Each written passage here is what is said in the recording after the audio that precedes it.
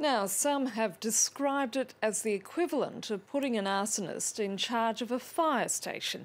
Saudi Arabia has been elected to the UN Women's Rights Commission, prompting outrage from many human rights groups. The panel's aims are to promote gender equality across the world with the empowerment of women. Yet Saudi women are banned from driving cars and at any age are legally required to have a male guardian to make all their decisions for them. Gender segregation also applies to all women and men who are not related. Joining me now from Amman, Jordan, is Adam Coogle, a researcher with Human Rights Watch and a specialist on Saudi Arabia. Adam, thanks for being with us. This is an extraordinary move. Why would the UN leadership allow such a thing to happen? Well, unfortunately, in the UN, these decisions are made by individual UN member states. So Saudi Arabia is now on the UN Commission on the Status of Women because 47 member countries of the UN decided to put them on there. If you actually look at the math behind the voting, it's also very apparent that at least 5 European countries voted in favor of Saudi Arabia joining this commission.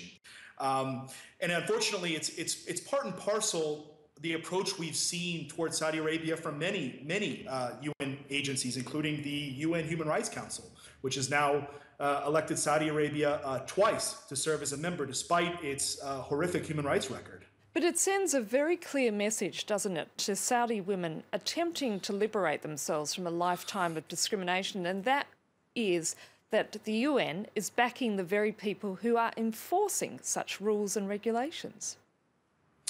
Yeah, that's right. This move appears to contradict the aims of the committee itself, which is to promote gender equality and to promote women's empowerment.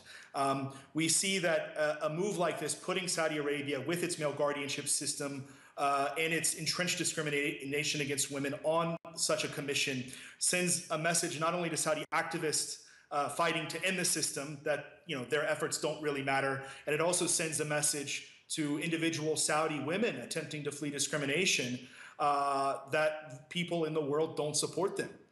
Saudi Arabia is essentially being rewarded and recognized for very marginal women's rights reforms it's made over the last 10 years.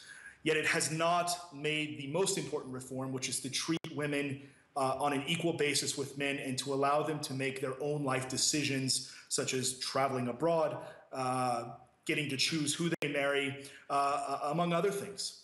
Why does Saudi Arabia want to be part of this commission? Saudi Arabia has been keen to burnish its image on human rights issues for the last several years. We saw that not only with the vote on this commission and Saudi Arabia's desire to join the UN Commission on the Status of Women. We also saw it on Saudi Arabia's active participation at the UN Human Rights Council in Geneva. Saudi Arabia very much wants to be seen as a modernizing country, a country that is improving its human rights problems. And I think that they are also trying to claim credit for some of the positive steps that have been taken, which have included promoting more opportunities for women's employment, as well as expanding access to higher education for women in Saudi Arabia, which are really important, legitimate things that have happened. However, the fundamental fact of male control over women's lives in Saudi Arabia, unfortunately, has not changed. And we've recently seen 2 Saudi women being very publicly arrested and detained, one attempting to leave for a new life in Australia, simply on the grounds that they wanted to make their own life decisions and leave the country. Yeah, that's correct. In one case, Dina Ali, which really, I think, made a lot of impact on social media, a woman was attempting to flee to Australia from Kuwait, a Saudi woman, and when she arrived in Manila, she was prevented from boarding her connecting flight to Australia. She was held there, and then she was essentially forced on a plane back to Riyadh. We believe she's currently in detention.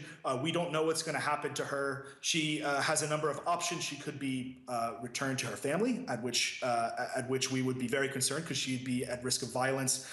She could be, in fact, prosecuted for disobedience, which still happens in Saudi Arabia, or she could just be held in arbitrary detention for a long period of time in the women's shelter.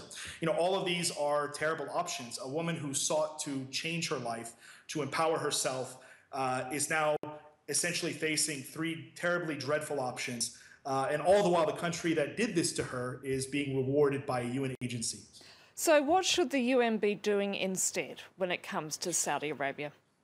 Yeah, frankly, the UN Commission on the Status of Women, instead of making Saudi Arabia a member, it should be investigating Saudi Arabia. It should be looking to help these Saudi women who are trying to change the situation there.